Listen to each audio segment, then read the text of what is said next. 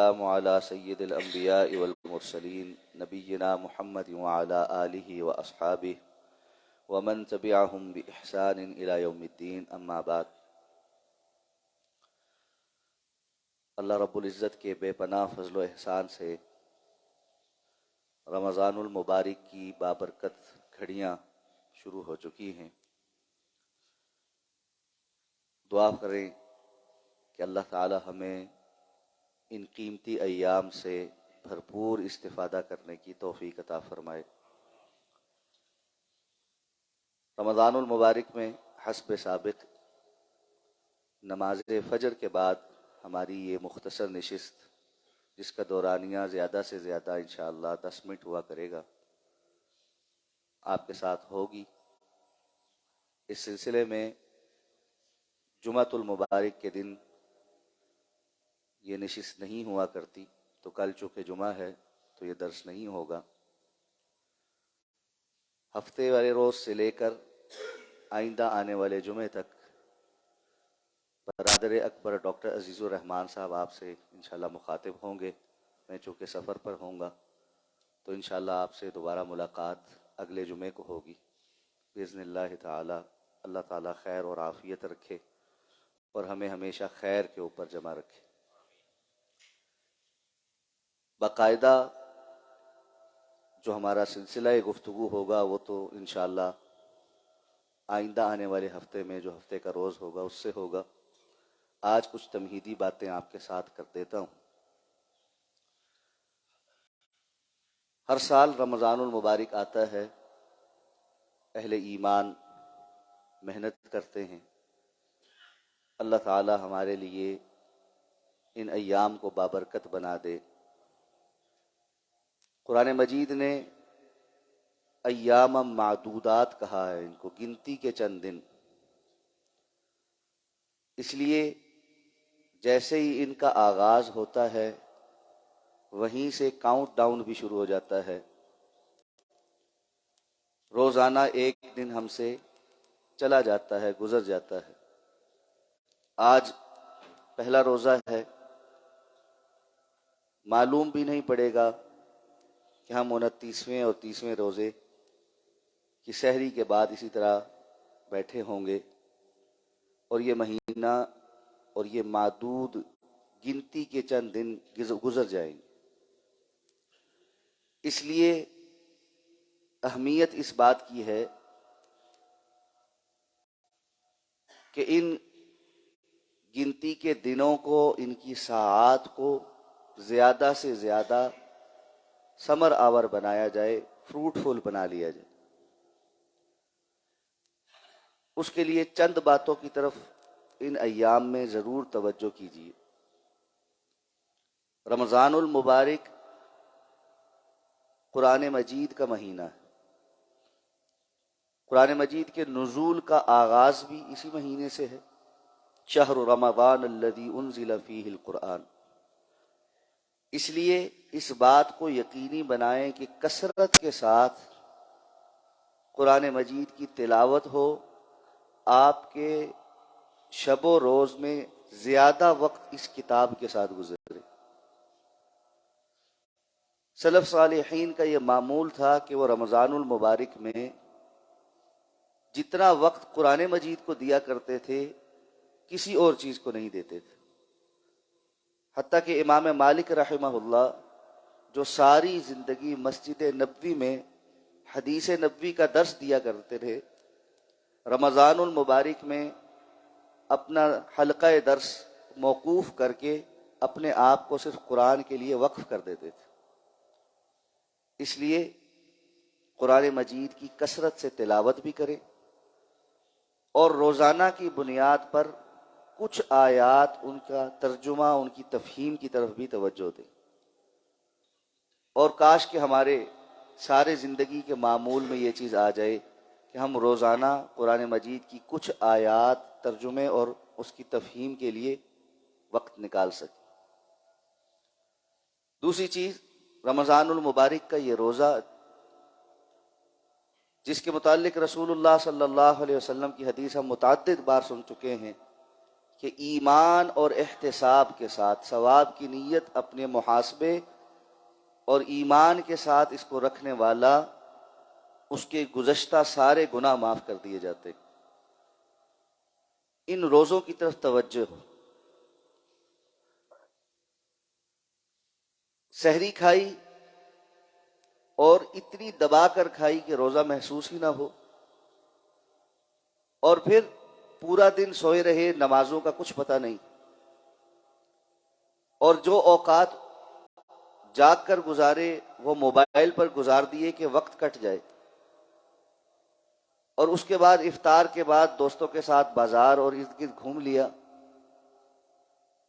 اس قسم کا روزہ اللہ رب العزت کو مطلوب نہیں۔ روزے کی جو حکمت ہے لعلکم تتقون، تاکہ تم متقی بن جاؤ، تقوی کے احساس کے ساتھ پورا دن گزارنا، اور یہ سمجھنا کہ جس رب کے حکم پر ہم اس صبح سحری کے وقت سے لے کر غروب آفتاب تک حلال چیزیں اپنے لیے حرام سمجھ کر رکے ہوئے ہیں، کہ اس وقت میں وہ ہمارے لیے حلال نہیں، باقی سارا سال اللہ کی حرام کردہ چیزیں بھی ہمارے لیے ویسے ہی ناجائز ہیں، اور ہم اللہ رب العزت کی بتائے ہوئے حدود کے پابند ہیں۔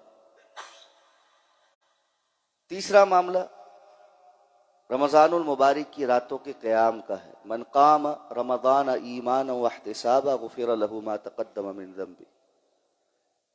یہ قیام کریں اور وہ بھی توجہ کے ساتھ کریں۔ ابتدا کے چند دن ہم ذرا جذباتی ہوتے ہیں تو ضرور تراویح میں کھڑے ہوتے ہیں، لیکن جیسے جیسے دن گزرتے جاتے ہیں اس کو لائٹ لینا شروع کر دیتے ہیں، اور پھر جو سب سے زیادہ رمضان کی قیمتی دن ہے آخری عشرے کے، وہ بالعموم عید کی تیاری میں بازار کے چکر میں ضائع ہو جاتے ہیں۔ راتوں کا قیام کریں، اور اسی طرح اللہ کے رسول صلی اللہ علیہ وسلم رمضان المبارک میں اللہ کے راستے میں خرچ کیا کرتے تھے، اور اس طرح خرچ کرتے تھے کہ صحابی ام المومنین فرماتی ہیں کہ تیز آندھی بھی آپ کے خرچ کرنے کا مقابلہ نہیں کر سکتی تھی۔ اس لیے جتنی اللہ نے توفیق دی ہے، اللہ رب العزت نے ہمارے خرچ کرنے کی مقدار نہیں دیکھنی، ہمارا اخلاص اور نیت دیکھنی۔ جو اللہ نے توفیق دی ہے اس میں سے خرچ کریں، بخل سے کام نہ لیں۔ اللہ کے رسول صلی اللہ علیہ وسلم نے فرمایا، اللہ تعالیٰ فرماتے ہیں یبن آدم، اے آدم کے بیٹے، انفق انفق علیک، تو خرچ کر میں تجھ پر خرچ کروں۔ آج کل جو حالات چل رہے ہیں عموماً معاشی تنگی کے ہیں، اور ہر کوئی معیشت کے حوالے سے فکر مند بھی نظر آتا ہے اور رو بھی رہا۔ تنگ دستی اور معاشی کمزوری کا علاج، بہت سارے علاجوں میں سے ایک علاج اللہ کے راستے میں خرچ کرنا بھی، صدقہ کرنا بھی۔ اپنے ارد گرد دیکھیں، اعزاء اقرباء میں دیکھیں، پڑوس میں دیکھیں، اپنے زیر دست لوگوں ان کا خیال کریں، اللہ رب العزت برکت عطا فرما دے۔ رمضان المبارک کی ان قیمتی گھڑیوں میں کثرت سے دعا کرنے کی عادت ڈال۔ اللہ کے رسول صلی اللہ علیہ وسلم نے فرمایا، روزے دار کے افطار کے وقت اللہ نے اس کو ایک گھڑی یہ دی ہے کہ جس میں وہ جو مانگتا ہے اس کی وہ دعا قبول ہوتی۔ تو روزے دار کے لیے یہ ایک گھڑی ہے جس میں وہ مستجاب الدعوات ہوتا ہے، اس کی جو بھی دعا ہوتی ہے اللہ وہ قبول فرماتے۔ اس لیے بالعموم سارے دن میں، لیکن بالخصوص افطار سے قبل کا جو وقت ہے اس میں دعا کی جو ہے عادت اپنائیے، اور اپنے گھر والوں کو بھی اکٹھا کر کے دعا کیجیے۔ صحابہ اکرام سے، سلف سے یہ ثابت ہے کہ وہ افطار کے وقت اپنے گھر والوں کو اکٹھا کر کے دعا مانگا کرتے تھے۔ اس لیے دعا کثرت سے مانگ۔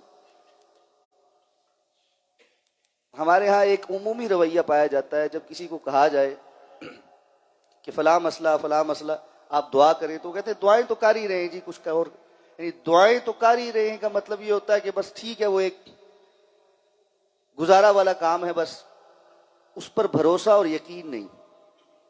اعتماد کے ساتھ، یقین کے ساتھ اللہ سے طلب کیجئے کہ الدعاء سلاح المؤمن، دعا مومن کا اسلحہ ہے۔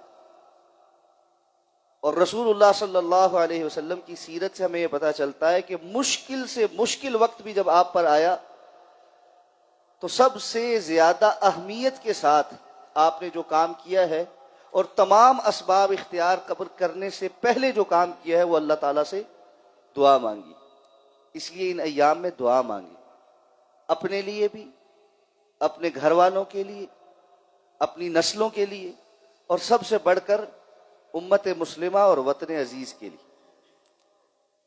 اللہ تعالیٰ سے دعا مانگے کہ اللہ ہمیں نیک صالح قیادت نصیب فرما، اللہ سے دعا مانگے کہ ہمیں ایک قوم بننے کی توفیق عطا فرما، اللہ سے دعا مانگے کہ ہمارے اندر جو کمی اور کوتاہی ہے اللہ اس کو اصلاح کرنے کی ہمیں توفیق عطا فرما۔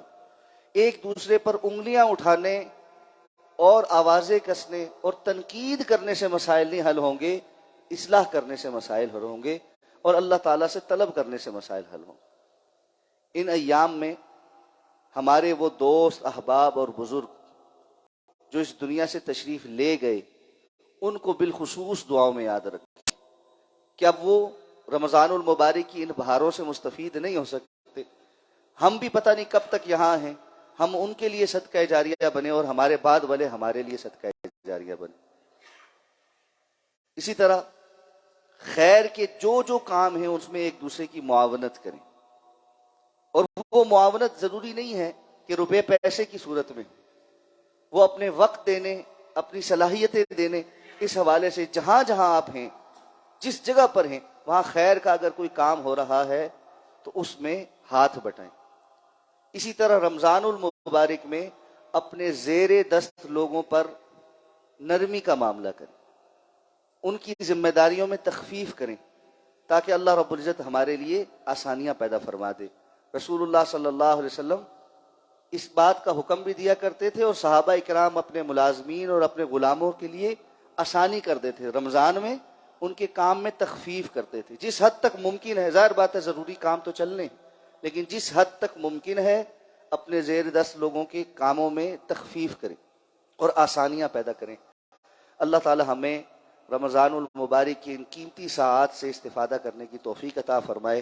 سبحانک اللہم و بحمدک، نشہد ان لا الہ الا انت، نستغفرک و نتوب الیک۔